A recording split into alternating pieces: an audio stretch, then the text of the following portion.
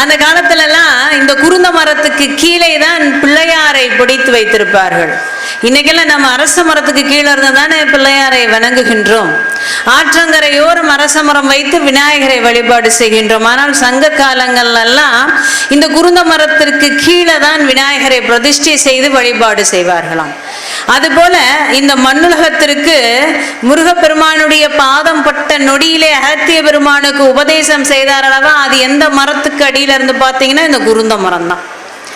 ஆக குருவாக இருந்த சிவபெருமானுக்கும் குருவாக இருந்த முருகப்பெருமானுக்கும் ஞானகாரகனாக இருக்கின்ற பிள்ளையாருக்கும் ஏற்புடைய மரம் இந்த குருந்த மரம். அப்ப இந்த குருந்த மரம் எவ்வளவு சிறப்பு கூடியது, ஞானத்தை தரக்கூடியது.